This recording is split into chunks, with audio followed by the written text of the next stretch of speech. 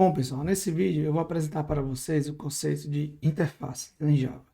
Para isso, nós vamos trabalhar em um problema didático para a gente explorar como nós podemos utilizar a interface para melhorar a modelagem dos nossos sistemas.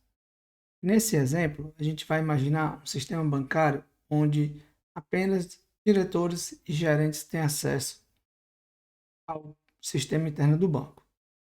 Então, a gente teria essa hierarquia de funcionários, onde eu tenho um diretor, gerente, secretário, estagiário, porém, só o diretor e gerente podem acessar o sistema interno do banco. Para isso, eles utilizam um método de autenticação.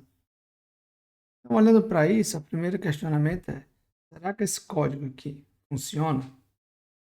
E olhando rapidamente, a gente vê que não. Por quê? Porque o método de login do sistema interno, ele recebe um argumento do tipo funcionário. Porém, o funcionário não tem um método autenticar. Logo, isso aqui não funcionaria de maneira alguma.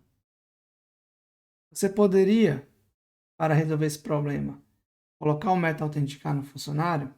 Sim, você poderia. Porém, dessa forma você estaria dando acesso ao sistema também para os outros tipos de funcionário: diretor, gerente, secretário e estagiário. E não é isso que você quer. Então vamos olhar para uma outra possível solução. Então aqui nesse caso, a gente teria esse código. E agora, esse código funciona? É um código, é uma solução boa? E eu vou lhe dizer, funciona. É uma solução boa? Eu vou responder com mais uma pergunta. E se agora, além do diretor-gerente, o secretário pudesse ter acesso ao sistema interno, o que você precisaria fazer nesse código? Mais uma pergunta. Se o banco criasse um outro cargo de funcionário que também precisasse ter acesso ao sistema interno, o que você faria? Bom, se você pensou que eu tenho que adicionar um outro método para cada tipo de funcionário que precisa ter acesso, você está certo. Se você pensou que isso não é uma coisa boa, já que você está praticamente inserindo códigos redundantes, parabéns, você acertou também. Então, com o que a gente já viu, a gente pode fazer algo melhor do que isso. Para quem pensou em uma classe no meio dessa hierarquia, acertou. Então, vejamos esse caso aqui, onde eu tenho um funcionário autenticável, o nome que eu chamei, e agora eu tenho diretor e gerente herdando desse cara. E essa classe funcionário autenticável vai fornecer um método de autenticar. Veja que essa classe eu coloquei ela como abstrata, porque na nossa hierarquia do banco não faz sentido existir um funcionário que não é diretor nem gerente e que seja autenticável. Não existe esse cargo funcionário autenticável no meu banco. Então eu coloquei abstrato. Se por acaso essa classe representasse um outro cargo que faria sentido existir no seu sistema, lembrando que o sistema sempre deve refletir o domínio da sua aplicação, o mundo real, aí sim você não precisaria tornar esse cara abstrato. Mas fazendo dessa forma, eu alcanço algo desse tipo. E aí, o que é que vocês acham? Melhorou ou não melhorou? O que é que aconteceria se o secretário passasse a ser autenticável? O que é que eu teria que fazer? Você pensou que bastava fazer a herdade de funcionário autenticável? Você acertou e você não mexeu em nenhuma linha desse código de autenticação. Agora eu vos pergunto se por acaso o cliente passasse a ter acesso ao sistema interno. E aí é óbvio que o cliente não vai ter o mesmo acesso que o diretor ou gerente em termos de permissão. Mas vamos abstrair essa parte. Eu só preciso que o meu cliente se autentique no sistema. E aí a gente pode pensar imediatamente que eu posso fazer o cliente herdar de funcionário autenticável. Mas será que isso é realmente uma boa solução? Vamos pensar no mecanismo de herança. Dos critérios para você pensar se faz sentido ter a herança é pensar se aquele tipo que você adicionou, aquele subtipo, que no caso aqui seria cliente, se ele é um objeto da superclasse. Ou seja, se um cliente ele é um funcionário autenticável. O que vocês acham? Indo mais além, como ele está na hierarquia de classe, um cliente ele é um funcionário? Se vocês repararem, não faz sentido, né? Até porque, por estar herdando, ele vai dar atributos e métodos do funcionário, que talvez não façam sentido algum para um cliente ter. E dessa forma, você estaria dizendo que todo cliente é um funcionário, o que é uma mentira. Pode acontecer, sim, de ter funcionários que são clientes, mas todos os clientes serem funcionários, não é verdade. Então, essa herança aqui não faz sentido. Então, a gente vai ver como melhorar essa modelagem do nosso sistema utilizando as interfaces. Então, vamos começar comparando classes e interfaces antes de apresentar o conceito de interfaces propriamente dito. Então, uma classe ela define o que a classe faz, né, através das assinaturas, dos métodos. Então, ali ele está descrevendo o comportamento que todos os objetos daquela classe vão ter. Então, ela faz e como esses objetos, as instâncias, realizam essas tarefas por meio do conteúdo e dos atributos, mas principalmente o conteúdo do método, que é o que dá a ideia da ação. Os atributos apenas representam o estado interno. Então, isso determina como eles vão fazer. Quando você olha para a interface, ela basicamente funciona como um contrato entre a sua classe e o mundo externo, que seriam os outros objetos que vão interagir com ela. E nesse contrato, ela determina somente o que, o que os objetos que obedecem a esse contrato vão fazer. Mas ela não determina, ela não indica o como. E aí sim, quando uma classe ou um objeto implementa a interface, essa classe ela se compromete a fornecer aquele comportamento, ou seja, ela se compromete com o contrato. E aí ela tem que fornecer esse comportamento.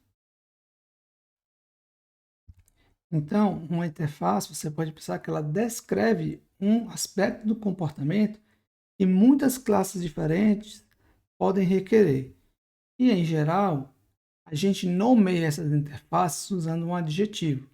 Aqui estou dando exemplo de adjetivos em inglês, que são interfaces fornecidas pelo Java, como a sortable, que determina que esses caras que cumprem com esse contrato eles podem ser ordenados, a comparable, que diz que objetos que cumprem com esse contrato podem ser comparados, e a runnable, que essa é um pouco mais específica da programação, que diz que esses caras podem ser executados numa thread passando essa referência. No nosso caso, a gente vai definir uma interface que é autenticável. Pensando no contrato dessa interface, o que é que ela diz? Ela vai dizer que quem quer ser autenticável, o que é que eles precisam fazer. Não vão dizer o como. E nesse caso aqui, eu defini simplesmente que o contrato é o seguinte: dado uma senha numérica, você tem que retornar um booleano para dizer se autenticou ou não. E a gente poderia definir essa interface da seguinte forma no código Java. Interface é a palavra-chave que você determina que está criando uma interface, ao invés de class, seguido do nome. E dentro do corpo da minha interface, eu tenho apenas as assinaturas dos métodos. Por isso que eu digo que a interface ela tem apenas o que ela faz. Então, ela fornece esse contrato que diz, ó, beleza, quem quer implementar minha interface tem que fornecer uma implementação desse método, que é um método chamado autentica, que recebe uma senha, que é um inteiro, e retorna um booleano. Então, olhando para a nossa hierarquia aqui, olha como é que ficaria. A hierarquia de funcionários ficaria intacta. Porém, gerente, diretor e cliente, eles estariam associados a essa interface. Eles implementariam essa interface. E a palavra-chave no Java para isso é justamente implements. Ao fazer isso, cliente, diretor e gerentes ganhariam o método autenticar, que recebe uma senha inteira e retorna um booleano. Porém, eles têm que implementar esse método, já que na minha interface eu só tenho a assinatura. E aí aquele código que a gente estava trabalhando ficaria assim. No código do login agora eu poderia receber, ao invés de um funcionário autenticável, que era o que a gente tinha antes, eu posso receber um autenticável. E nesse caso, como cliente, diretor e gerente implementam a interface autenticável, qualquer uma instância de cliente, de diretor e de gerente poderia ser passado para esse código e funcionaria normalmente, porque todos eles implementam a interface autenticável. Então, as interfaces elas podem definir vários métodos. Ali eu fui uma interface simples, só tem um método. Mas elas podem definir vários métodos. Porém, nunca pode conter a implementação desses métodos. E eu coloquei esse nunca porque isso mudou com o Java 8. Mas o motivo de ter mudado não foi para melhorar a linguagem, para fornecer uma funcionalidade nova.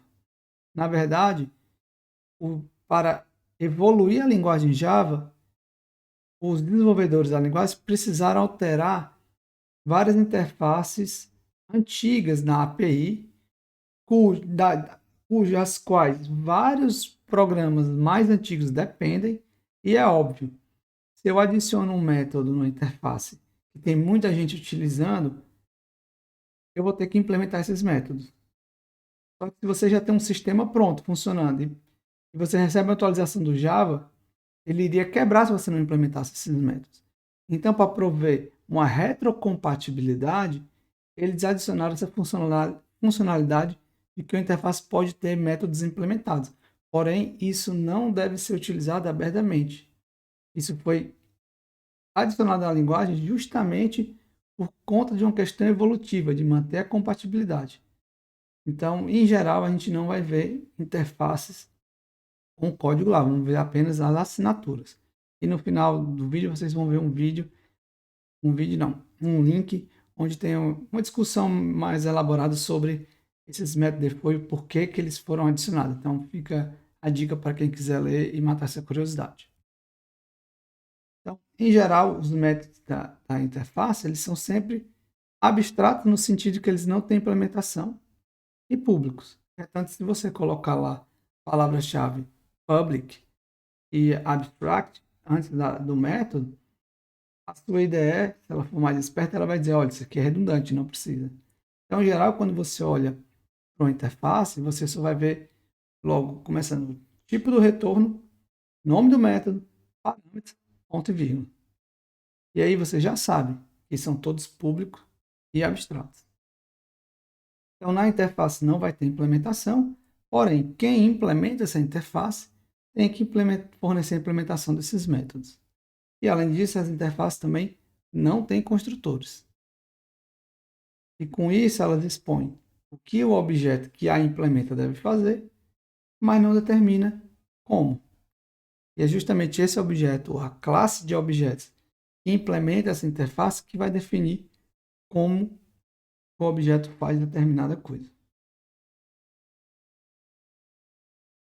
Então, com o uso de interfaces, eu posso ter múltiplos subtipos, sem ter herança. Porque uma classe ela pode implementar mais de uma interface. E aí, a classe que implementa a interface, ela deve definir, veja, é definir e não necessariamente implementar. Não é da interface, mas você pode falar, você acabou de dizer que tem que implementar. Verdade. Mas você tem uma única opção. Ao implementar, uma interface, você tem a obrigação de implementar os métodos. Porém, se aquela classe que você está escrevendo, por alguma razão, não pode implementar os métodos nela, por exemplo, nela não faz sentido implementar. Só faz sentido implementar numa classe filha. você pode tornar essa classe abstrata. Então, classes abstratas não precisam implementar os métodos da interface. Porém, os filhos dessa classe abstrata vão ter essa obrigação.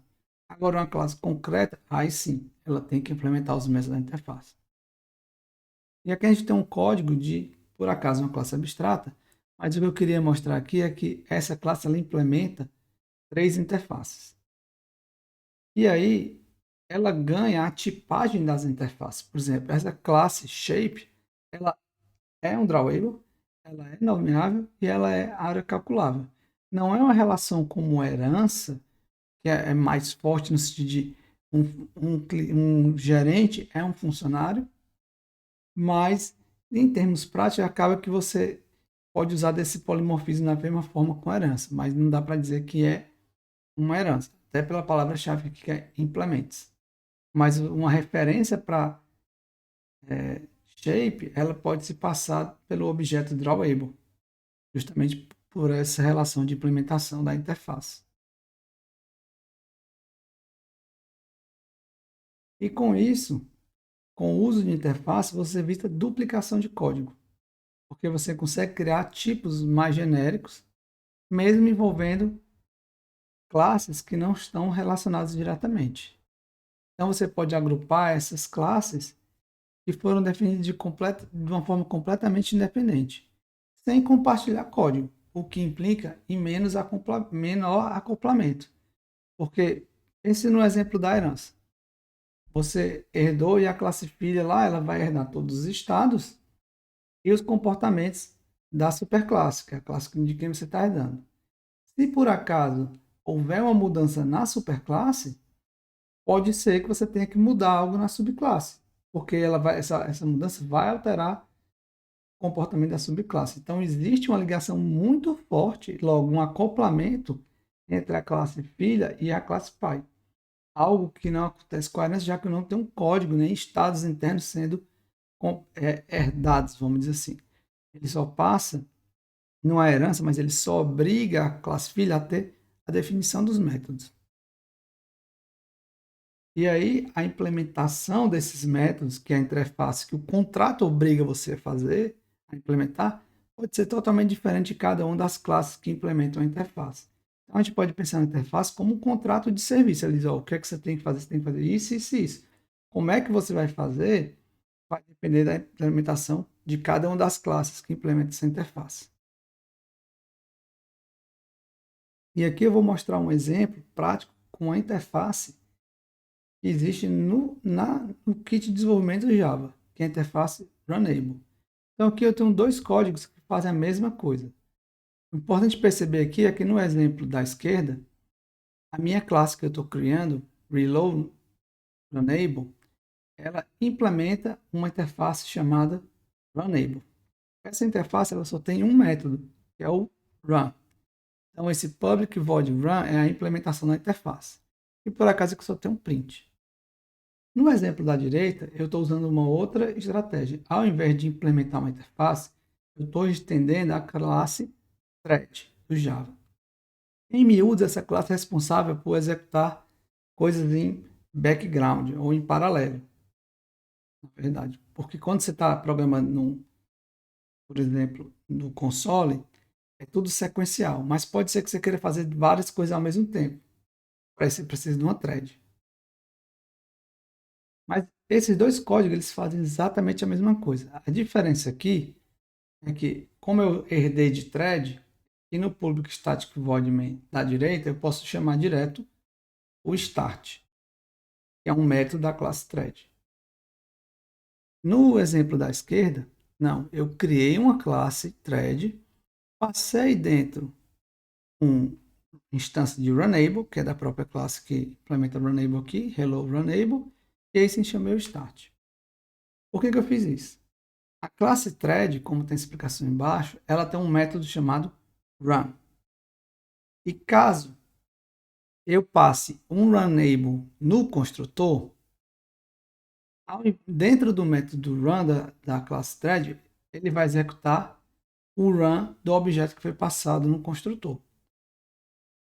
Então, dessa forma aqui, eu consegui o comportamento de no run vai ficar imprimindo hello from a thread sem estender a classe thread. Eu apenas pluguei o comportamento via interface runnable. No outro caso, não. Eu estendi a classe para fornecer a implementação do run. Os dois dão o mesmo resultado. Mas aí você pensa, beleza, o que seria melhor? Implementar uma interface runnable ou estender?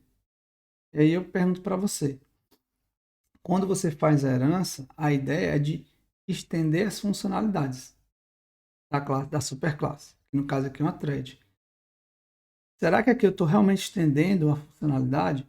Porque aqui eu não mudei nada, além, eu herdei todo o comportamento da thread, eu não vou entrar em detalhes aqui, mas todos os métodos e atributos vão ser herdados pela minha hello thread, mas a thread continua funcionando do mesmo jeito. Eu herdei apenas para alterar esse código run, que seria como se fosse plugar um comportamento. No caso do exemplo da esquerda, eu consegui a mesma coisa apenas implementando a interface. Eu só disse para a thread, ó, tá aqui o comportamento que vai ter que ser rodado em background. E vira aí.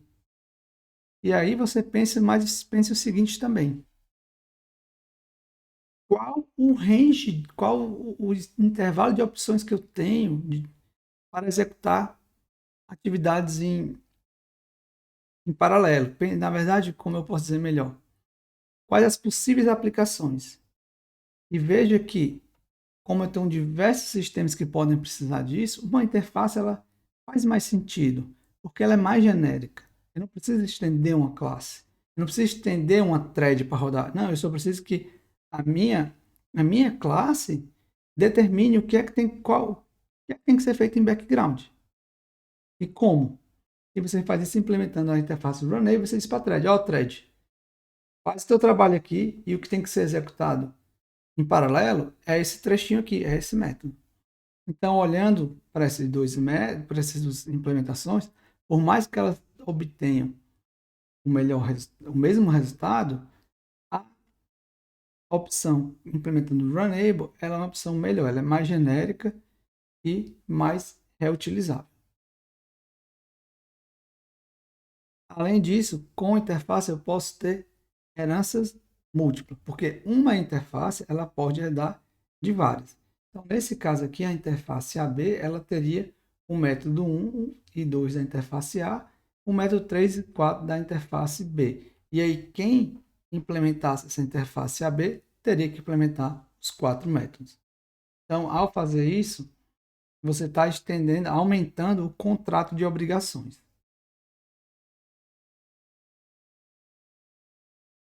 E uma dúvida recorrente é a diferença entre classes abstratas e interfaces e principalmente como utilizá-las. Então vamos aqui a um resumo rápido. Então, interfaces, elas podem conter métodos concretos? Não, certo? Eu vou entrar no detalhe mais à frente da exceção. Classes abstratas podem? Sim, classes abstratas podem sim. Modificadores de acesso. Na interface, tudo é público. Os métodos são todos públicos. Nas classes abstratas, eu tenho as opções de usar o private, o protected, public ou deixar sem o modificador, que no caso é o default. Em relação aos atributos, interfaces não podem ter atributos. Classes abstratas, sim. Interfaces podem ter atributos de classe, apesar de se chamar interface? Sim. Porém, são todos public e final. Na verdade, elas são constantes. E aí ela fica atrelado a uma instância. Só vai existir uma constante dessa compartilhada por todo mundo. Nas classes abstratas, eu posso ter atributos de classe sem as mesmas restrições. Eles não precisam ser final, não precisam ser public. Posso ter métodos abstratos, e aqui pense em métodos abstratos com métodos que não têm implementação. Sim, interface você pode. Em classes abstratas também, mas você não é obrigado nas classes abstratas. Você pode ter até mesmo uma classe abstrata sem método abstrato. Métodos concretos eu não posso ter nas interfaces, posso ter nas classes abstratas. E aí tem o que a gente chama de método default. O método default foi introduzido no Java 8, por isso está em laranja, que é justamente aquele método que eu falei que fornece uma implementação. Então, ele só existe em interface, não existe em classe abstrata. E a partir do Java 8, foi permitido que interfaces tenham métodos estáticos, que classes abstratas também podem ter. E agora, elas podem ser instanciadas? Não. Nem uma interface, nem uma classe abstrata pode ser instanciada. Porém, as classes abstratas podem ter construtores, enquanto as interfaces não. E aí você pode olhar aqui claramente que através do uso de classes abstratas, os objetos que herdam dessas classes abstratas, eles vão herdar comportamento e o estado interno, porque ela tem atributos que são herdados, e ela tem métodos concretos que são herdados, o que não acontece com a interface. Então, esse já é um bom guia para você pensar. Será que eu preciso de uma classe abstrata? Será que eu preciso de uma interface?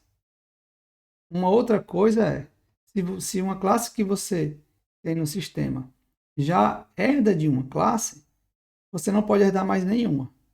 E talvez definir uma interface vai lhe dar essa possibilidade de você adicionar um comportamento numa classe que já estende de outra, que já herda de alguém, sem a necessidade de mudar essa herança. Você mantém a herança e pluga uma interface, um contrato. Então, a interface ela é mais genérica, no sentido que ela não te obriga a ter estados internos que vêm dela, nem implementação. Então, ela é mais genérica e, em geral, é mais comum de se ver o uso de interface do que classes abstratas. Porém, se você quer que os filhos de uma classe herdem estados internos, herdem comportamentos comuns, aí você vai para as classes abstratas. E aí, em relação à herança, uma interface pode herdar de várias interfaces, porém uma classe ela só herda de uma classe, porque eu falei agora há pouco. Tanto que você pode usar, às vezes, uma interface para ganhar, plugar comportamentos numa classe sua que já herda de alguém. E aí, em relação ao implement, uma classe ela pode implementar várias interfaces, que é como eu mostrei lá, o exemplo que eu tinha uma classe que implementava 3. Porém, uma classe abstrata não implementa, você não implementa a classe abstrata, né? Abstrata você herda. E aí, então, por fim, uma diferença entre classes, para resumir, e interface, agora não é mais classe abstrata. As classes organizam objetos com implementações compartilhadas, porque nas classes eu realmente tem um código concreto, não só assinaturas, enquanto nas interfaces eu agrupo objetos de implementações diferentes. Porque, como eu mostrei lá o Runnable, qualquer classe pode implementar Runnable, e elas podem ser qualquer tipo de classe, né, sem ter relacionamento algum. A única semelhança é que eles vão ter um comportamento em comum, que é o Runnable. Mas as implementações são completamente diferentes, não tem herança de comportamento. Ao passo que as classes, quando eu faço uma herança, eles definem uma nova classe que vai ter uma herança de interface, no sentido das assinaturas, a interface pública vai vir, as interfaces de métodos, os métodos vão vir, bem como suas implementações. Já nas interfaces, não. Quando eu tenho a definição de classes que implementam a interface, ou de interfaces que herdam de outras interfaces, eu só tenho uma herança de interfaces, no sentido de só as assinaturas. Eu não tenho código ali. E por essa razão, quando eu tenho uma hierarquia de classe, eu tenho um compartilhamento de implementações via mecanismo de herança. Porém, quando eu tenho uma herança, uma hierarquia de interfaces, desculpa, o que eu tenho é um compartilhamento de obrigações, porque ali são uma série de contratos que eu posso estar estendendo e por isso eu estou aumentando as obrigações de uma possível classe que venha a implementar uma dessas interfaces da minha hierarquia. E uma consequência do fato de eu poder implementar várias interfaces é que eu permite que um objeto tenha vários tipos. Como eu mostrei lá no exemplo, eu tinha a classe shape. Ora, você pode se referir a ela como um objeto do tipo shape, pode ser do tipo drawable, que era uma das interfaces, pode ser do tipo nomeável, que é uma das interfaces, pode ser do tipo área calculável, que é uma das interfaces. Então você torna esse objeto mais genérico, ele pode ser mais reutilizado no sistema. Ele pode ser de vários tipos por conta das implementações da interface. Com a classe, não.